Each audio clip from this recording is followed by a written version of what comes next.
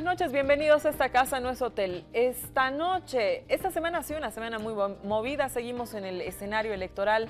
Las segundas vueltas se van a dar en Tarija y en el Beni la próxima semana. Sin embargo, nos hemos querido salir de ese tema porque ha sucedido algo sumamente importante, que ha sido la cumbre agropecuaria. Para hablar de este tema hemos invitado esta noche al primer senador por Santa Cruz, Carlos Romero, quien ha fungido de un eje articulador dentro de la cumbre. Entendemos que usted ha estado viendo el tema de las conclusiones, viendo el tema de las mesas, clonándose por todas partes. Don Carlos, muy buenas noches. Buenas noches, Susana. Un saludo cordial a los distinguidos televidentes. Muchas gracias por la invitación. Evidentemente ha sido un evento muy importante para nuestro país. Muchísimas gracias, bienvenido. También con nosotros está Esteban Sajina, representante de la Fundación Tierra. Te agradecemos estar acá y bueno, queremos que nos comentes también desde la parte técnica cómo ha sido la participación, cómo has visto la cumbre. Buenas noches. Buenas noches al público, los televidentes, y gustoso de estar en el programa y de compartir estas ideas que me propones pueda desarrollar. Muchísimas gracias. Don Carlos, a ver, quiero empezar con usted. Usted es uno de las personas que sabemos que está desde el inicio del gobierno, es uno de las personas que ha estado en el tema de la Constitución, gestionando un montón de temas desde que empieza lo que se ha llamado el proceso de cambio. Llama un poquito la atención que luego de 10 años se realice esta cumbre, teniendo que el tema de una política de tierras ya sancionada incluso en la Constitución Política del Estado. Nosotros recordamos que hubo un referéndum para ver cuántas hectáreas los bolivianos decidían que se iba a tener o no, etcétera, ¿no? ¿Por qué se hace esta cumbre después de 10 años? ¿Qué es lo que representa esta cumbre? ¿Qué significa? Yo creo básicamente que ustedes saben que hemos planteado en algunas investigaciones que la estructuración del poder, especialmente en el caso del oriente boliviano, se articula en torno a la detentación de la tierra, el control de la tierra, no solamente en Bolivia, en cualquier parte del mundo. El mismo concepto de jurisdicción es el concepto de ejercicio de decisiones en un ámbito territorial determinado, ¿no es cierto? Históricamente, digamos. Entonces, cuando se inicia el proceso de cambio, se inicia desde la movilización indígena campesina y, entre otras banderas, a partir de la consigna de la redistribución profunda de la tierra. Era una inequitativa tenencia de tierras la que teníamos en el país hace una década. Pero al mismo tiempo polarizaba mucho, ¿no es cierto? El debate sobre la tierra polarizaba demasiado. De hecho, detrás de las movilizaciones del año 2008, desde el 2003 hasta el 2008, uno de los planteamientos centrales de quienes planteaban un modelo de autonomía casi federalista y en algunos casos casi escisionista, planteaban precisamente que las competencias relativas a la tierra pasen a entidades subnacionales como competencia exclusiva. Entonces, se ha tenido que ir despolarizando la cuestión agraria, han tenido que también avanzar significativamente el proceso de saneamiento de tierras. 2/3 partes del saneamiento han avanzado en el país. El saneamiento es un proceso de regularización de derechos agrarios y es la vía democrática de redistribución de tierras que ha encontrado el Estado boliviano en los últimos años. Don Carlos, esta cumbre ha significado, en función a esto que usted señala, el proceso altamente polarizado y en estos 10 años se ha ido despolarizando. Quiere decir, podemos entender que esto significa un pacto entre el Estado y las élites agropecuarias cruceñas. En realidad, el proceso de regularización de derechos agrarios partía del supuesto de que el ex Consejo Nacional de Reforma Agraria y el ex Instituto Nacional de Colonización habían incurrido en una serie de irregularidades en la distribución de tierras. ¿No es cierto? El caso más escandaloso fue el que denunció en su momento el diputado Miguel Urioste relativo al caso Bolibras, ¿no es cierto?, donde un ministro de Estado llegó a apropiarse de casi 98.000 hectáreas en una área estratégica de la Chiquitanía cruceña. Entonces, a partir de esto, es que se interviene en reforma agraria, se decide regularizar los derechos, se advierte de que muchas veces el favor político se había impuesto para entregar tierras. Prueba de ello, por ejemplo, en periodos de dictadura militar se hicieron las mayores entregas de extensiones de tierras a favor especialmente de algunos grupos que muchas veces ni siquiera utilizaban la tierra para trabajarla, sino para especular con ella. Entonces, en ese sentido, el saneamiento de tierras ha sido hasta ahora exitoso desde el punto de vista que ha logrado una estructura de tenencia de tierras altamente democrática. En este momento, indígenas y campesinos acceden al 57% de la propiedad de la tierra, ¿no es cierto?, entre propiedades pequeñas y propiedades comunarias, en tanto que los empresarios acceden al 9% del control de la propiedad de la tierra y el 34% son tierras fiscales, ¿no es cierto? Entonces yo creo que se ha dado un paso importante, se ha logrado ordenar en lo fundamental la tenencia de tierras en el país.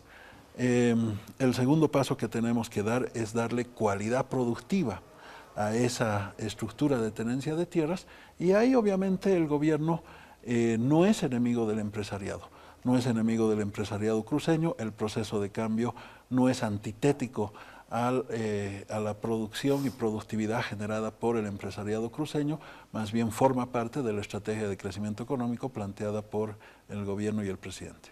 Ya para entrar un poco en el tema de la cumbre, don Carlos, ¿qué actores centrales estaban en la cumbre? ¿Quién tenía la batuta de la cumbre? ¿Ha sido el Estado? ¿Ha sido en cercanía con los empresarios agropecuarios? ¿Quiénes han decidido qué sectores participaban? ¿Qué sectores han participado? Bueno, básicamente la convocatoria nace de una iniciativa del presidente en el contexto en que empieza a debatirse la volatilidad de los precios de algunas materias primas en el mercado externo, básicamente la caída de precio del barril de petróleo, que le plantea al gobierno la necesidad de generar otras fuentes de incremento de renta, de generación de excedente, ¿no es cierto?, para cumplir sus políticas sociales. Y de ahí que en enero el presidente, si no me falla la memoria, en los primeros días de enero convoca a los sectores empresarios en Santa Cruz, les propone realizar una cumbre. Recuerdo que Julio Roda de la CAO es el que bautiza la cumbre, es el que idea la nomenclatura de Cumbre Sembrando Bolivia, y luego se decide la participación de todos los sujetos agrarios, los actores del mundo rural que están directamente involucrados con la actividad agropecuaria. Esta articulación la realiza básicamente el Ministerio de Desarrollo Rural. Esteban, sé que has estado muy atento a todos los temas de la cumbre y bueno, la Fundación Tierra sin duda alguna ha hecho investigaciones sobre todos los temas de tierra hace muchísimos años. ¿Qué tú destacarías como los tres ejes, los dos ejes, el eje, digamos, fundamental de esta cumbre de manera pedagógica? Te invito a describirle a la gente cuáles han sido desde tu perspectiva los temas más importantes y sobresalientes que se trataron en esta cumbre. Bueno, yo creo que esta cumbre nos permite establecer ciertas constataciones que se desprenden de todo el desarrollo de la política agraria que en este gobierno se ha ejecutado. Una primera es que el Estado parte del supuesto de que hay una distribución equitativa de la tierra, ¿no? Que el problema agrario se habría solucionado porque indígenas, campesinos, han logrado adquirir 40 millones de hectáreas y los agroindustriales habrían logrado tener más o menos 6 millones de hectáreas, ¿no? Entonces, a partir de este criterio se dice que se logró una equidad en la tenencia de la tierra. Pero claro, este parecería ser un criterio un poco difícil de discernir, difícil de tragar, porque muestra la ocupación territorial. Y no creo que sea posible establecer equidad a partir solamente de la ocupación territorial. Es tanto como decir que una persona que tiene, no sé, 5 hijos, que vive en el Alto, que no tiene adecuada cobertura de salud, de educación, es igual a otra que si los dos padres de familia trabajan, que viven en una zona residencial, no por el hecho de que los dos tengan casas, son iguales, no hay equidad, ¿no? Entonces creo que el problema, tenemos ahí un desafío grande. Antes de hablar de equidad tenemos que ver si ambos actores tienen igualdad de oportunidades, ¿no? Oportunidades económicas, igualdad de oportunidades de desarrollo. Un otro tema que se puede constatar es que en Bolivia se ha consolidado un modelo dual de tenencia de la tierra, ¿no? Y de producción también. Por un lado, un modelo agroindustrial capitalista, moderno, fortalecido, y por otro lado, un pequeño productor campesino. Ambos conviven, ambos están inmersos en el área rural. Pero sin embargo que tienen profundas diferencias relacionadas a la tenencia de la tierra, pero también relacionadas a las visiones de desarrollo. Por un lado, un sector capitalista que está en la emergencia de introducirse en un modelo agroindustrial, de generación de riqueza, de acumulación de riqueza. Y por el otro lado, un sector campesino que promueve una producción más ambiental, diversificada. Entonces hay una pugna que se ha consolidado y que el Estado en todo caso lo acepta, ¿no? Y que lo fortalece y lo admite. Otro aspecto que llama la atención es que en esta cumbre no se ha podido percibir un plan nacional de desarrollo rural que se desprenda de la Agenda 2025, ¿no? La Agenda 2025 nos plantea temas importantes, trascendentes, desafíos grandes, pero parecería que eso no acaba de concretarse en políticas agrarias, ¿no? Y por eso me da la impresión de que el rol del Estado en esta cumbre ha sido muy pasiva. Ha sido como esperar a ver qué dicen los actores. Y el Estado más bien tratando de sistematizar eso, de ver qué se encuentren, a ver qué posición tiene el sector agropecuario, cuáles son sus demandas, qué tiene el sector campesino como demandas, y veremos cómo se puede enlazar. Quizá lo adecuado hubiera sido que antes de iniciar ese diálogo el Estado presente, ¿no?, qué es lo que como cabeza del país propone para desarrollar el agro. Y el último tema que me parece trascendente, se visualiza de que hay una necesidad de aumentar las exportaciones, de involucrar al sector privado en la generación de riqueza, ¿no? Y ahí el desafío se muestra cómo podemos aumentar la productividad, ¿no? Cómo podemos cuadruplicar, que es la expectativa que se tiene en la Agenda 2025, la producción agraria, ¿no? Y cuáles deberían ser los mecanismos, ¿no? Ahí pienso que son los temas fundamentales que se han tratado aquí. ¿Y cómo se plantea aumentar esta productividad, esta exportación, este modelo de exportación? Se han planteado dos temas fundamentales, ¿no? La ampliación de la frontera agrícola, que va a permitir una mayor inversión, ¿no? No solamente pública, sino también privada. Yo creo que alrededor de estas ideas es que se ha desarrollado esta cumbre. Don Carlos, por el tema de los temas que señala Esteban, me veo en la obligación de preguntarle si está de acuerdo y cuáles para usted o como representante del gobierno hubieran sido los 3 o 4 ejes fundamentales que se trataron en esta cumbre. Sí, bueno, Susana, indudablemente que el tema de tierra y seguridad jurídica, producción y productividad, diversificación e industrialización, mercados y precios, infraestructura y sistemas de riego han sido los 5 ejes ordenadores del debate. Pero yo quiero referirme a algunos tópicos que ha tocado Esteban en el marco de estos ejes temáticos de la cumbre. Primero, hemos avanzado significativamente en la democratización en la tenencia de tierras. Luego, eso no significa que la sola tenencia de tierras, ¿no es cierto?, le va a dar vocación productiva, le va a dar mejoramiento de condiciones de vida a una familia campesina, a una comunidad indígena, no, de ninguna manera, ¿no? La cuestión agraria, para utilizar esta categoría de Bakunin, tiene estos 3 sistemas, ¿no? El de tenencia de tierras, producción y productividad y la organización del proceso productivo. y no podríamos, ¿no es cierto?, extrapolar el análisis del sistema de tenencia de tierras si no lo vinculamos luego a esta cuestión agraria integralmente considerada.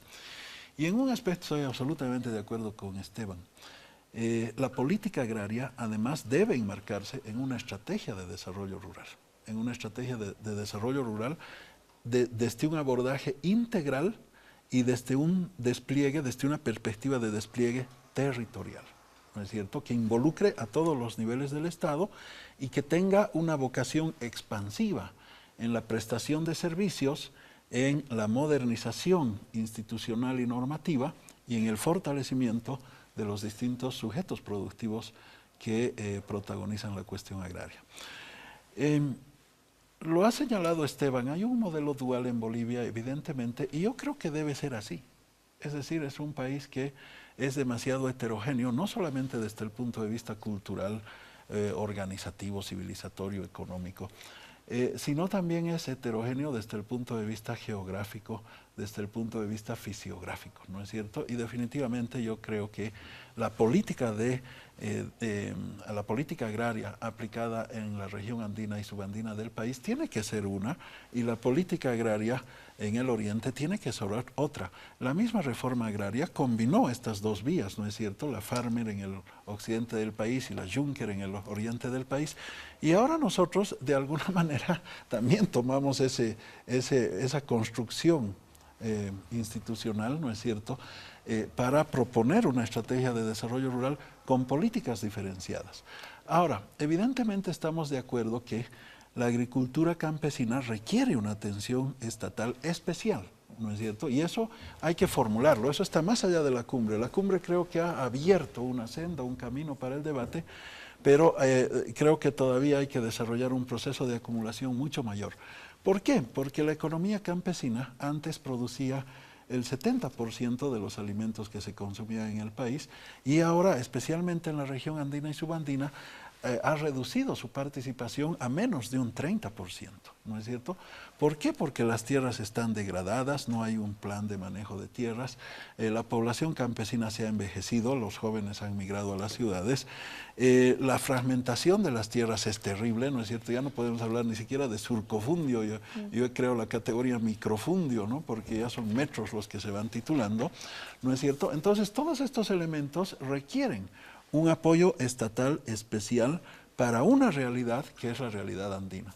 Pero en el caso del Oriente, indudablemente que el empresariado ha logrado incorporar técnicas modernas de producción, maquinaria, prácticas agronómicas científicas, ha desarrollado muy parcialmente, ¿no es cierto?, pero más o menos se orienta hacia un desarrollo de cadenas agroalimentarias que no es malo, ¿no es cierto?, porque nos puede llevar a un proceso de industrialización. Entonces son realidades distintas, pero que indudablemente necesitan una articulación en función de una estrategia de desarrollo rural integral. Don Carlos, en el último punto que tocaba Esteban, y bueno, por el artículo que usted publicó hoy día y por la información que ha ido saliendo en los medios escritos y medios visuales, pareciera que el tema fundamental en la cumbre o el tema donde ha habido muchísimo debate ha sido el tema de la función económica social del Estado con la FES, ¿no? Que esta evaluación no sea cada 2 años, sino que sea cada 5 años, que los empresarios hubieran pedido que esta evaluación se retrase para dar más opción a que haya créditos y así poder poner a trabajar, digamos, estas tierras. Para esto, don Carlos, ¿se va a hacer un cambio constitucional? ¿Cómo esta situación se va a legalmente arreglar, digamos, ¿no? Porque, claro, como al principio del programa hablábamos, la política de tierras de alguna manera en Bolivia está constitucionalizada. Sí, efectivamente, Susana, y yo creo que la Constitución boliviana es avanzada en este aspecto, ¿no es cierto? Hay países en Centroamérica, por ejemplo, Guatemala, que todavía, y pese al peso poblacional que tiene la población maya en Guatemala, la población indígena, ¿no es cierto?, el abordaje jurídico de la cuestión agraria es básicamente civilista. En el caso boliviano tiene un enfoque social, ¿no es cierto?, porque asigna función social a la propiedad, asigna función económica social a la propiedad empresarial. Manda verificar que esta función económica social, que en la vieja ley de reforma agraria del 53 se decía la tierra es para quien la trabaja, el trabajo es la fuente para adquirir y conservar el derecho propietario, ¿no es cierto? Ahora, modernamente, este eslogan del trabajo se lo recoge bajo el concepto de función económica social. Algunos dicen hay que modificar el concepto, hay que incorporar elementos ambientalistas, otros creen que hay que abstraer los elementos laboralistas en la verificación de la FES, etcétera. Pero bueno, más allá de eso, yo creo que la Constitución Política del Estado está bien planteada. La periodicidad de verificación de la FES está en la ley agraria, o sea, no necesita una modificación constitucional, sino necesita una modificación de la ley agraria ordinaria vigente. Antes de que pase, senador, para el tema de lo del agro, tener solamente la posibilidad de adquirir 5.000 hectáreas, ¿es suficiente? Bueno, se puso 5.000 hectáreas en la Constitución, ¿no es cierto?, evidentemente como límite máximo para adjudicar tierras por parte del Estado, pero no se aplica con carácter retroactivo, es decir, es posible que las tierras que antes venían cumpliendo una función económica social pueden tener 6.000, 7.000 hectáreas y si están trabajadas y si generan renta, ¿no es cierto?, está bien.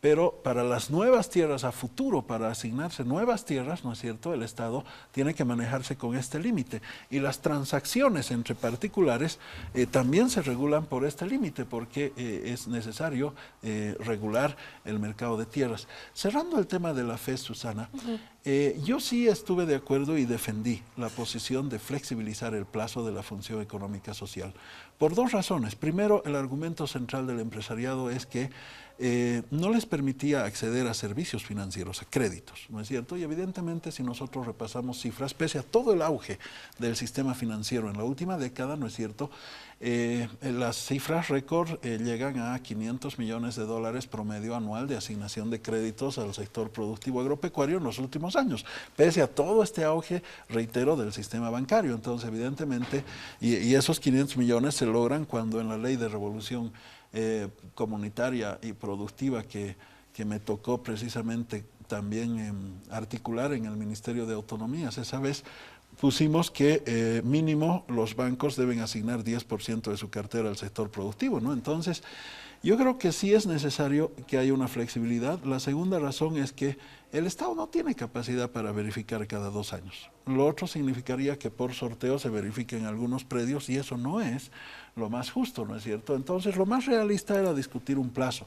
Los empresarios planteaban 10 años, los campesinos planteaban que se queden 2 años. Yo había propuesto recuperar una fórmula que la hablamos en un encuentro plurinacional hace 2 años en Cochabamba, que era 5 años, y finalmente se logró un consenso por los 5 años y a mí me parece razonable. Esteban, desde el punto de vista técnico, ¿cómo se podría hacer para mejorar las condiciones de extensión de la tierra? Ya. Quisiera retomar antes este tema de la función económica social porque se conecta con lo que tú preguntas. A ver, ¿qué es función económica social? Creo que es importante tener claridad sobre esto. Es un concepto que se desprende de lo que se conoce como función social y es algo que se maneja desde la Roma antigua. Es decir, que una propiedad privada no puede ser usada arbitrariamente. No puedo hacer lo que yo quiera con la tierra. Tiene que beneficiar al interés común, ¿no? Ese siempre ha sido el principio. Por eso es que, por ejemplo, el municipio puede arrogarse la tarea de regular que alrededor de un colegio no haya bares, ¿no? Que alrededor de un colegio, de un hospital no haya, no sé, una empresa que produce agroquímicos, no sé. Esa es la característica, ¿no? La propiedad privada no se puede sobreponer al interés colectivo. En materia agraria, eso se materializa, pero con un componente más, o sea, social y económico, económico-social. Lo social significa que el uso de la tierra tiene que ser sustentable, tiene que respetar normas medioambientales, tiene que generar alimentos. Ese es el principio social del uso de la tierra. Y por otro lado está lo económico, que tiene que ser productivo, que tiene que generar riqueza, que tiene que generar fuentes de trabajo, ¿no? Entonces, ese es el elemento central por el cual se discute esto. Para los empresarios, ¿cuál es el argumento? Que ese control, esa posibilidad de que el Estado revise si se está haciendo o no un adecuado uso de la tierra, frena su productividad. Y dicen que la imposibilidad de acceso al crédito es el argumento central. O sea, la lógica es más o menos decir que como nos van a revisar la tierra, o nos van a revisar si cumplimos con este fin social, no podemos acceder a créditos. No sé, alguno me decía, pero más bien el banco debería estar muy de acuerdo en que se revise que realmente para lo que pidieron plata es lo que están haciendo en la tierra, ¿no? Pero bueno, el argumento es ese, de que como se les va a hacer una revisión, no pueden acceder a crédito y que por lo tanto necesiten que se flexibilice el tiempo en el que se va a hacer la revisión. La ley actual dice que podrá hacerse cada 2 años. No significa que el Estado va a realizar cada 2 años una revisión de todo. No significa que cada 2 años vamos a estar inmersos en un proceso de saneamiento con todos los agroindustriales, no. La ley lo que especifica es que cada 2 años, bueno, a denuncia de una entidad competente, se podrá revisar si una propiedad en específico está o no incumpliendo la ley. Y le da una prerrogativa de decir, bueno, una vez que se te denunció, se demostró que estás trabajando la tierra, tienes un plazo de 2 años para que nadie más te denuncie, ¿no? Que nadie más te denuncie. Entonces, lo que ahora se ha hecho es que ese plazo se amplía a 5 años, que en los hechos significa que cada 5 años se va a poder revisar si cumple o no con los criterios que anteriormente te dije, ¿no? Es decir, que cumple una función social, que es un uso adecuado, que está contribuyendo al interés colectivo. 5 años para, no sé si es un extremo, hacer lo que quiera con la tierra, ¿no? Lo puede producir, no lo puede producir, puede invertir, puede no invertir, más o menos sería por ahí. O sea, el Estado no podría controlar porque le ha dado un indulto. 5 años, haz lo que quieras. ¿Es así? Bueno, depende, ¿no es cierto? Porque junto al concepto de función económica social que se trabaja en la legislación agraria, también se incorpora el concepto de control social, ¿no es cierto?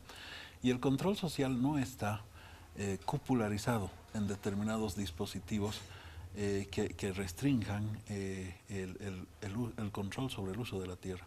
El control social se lo ha desplegado a cualquier persona. En la ley INRA el control social estaba simplemente viabilizado a través de las entidades representadas en las comisiones agrarias.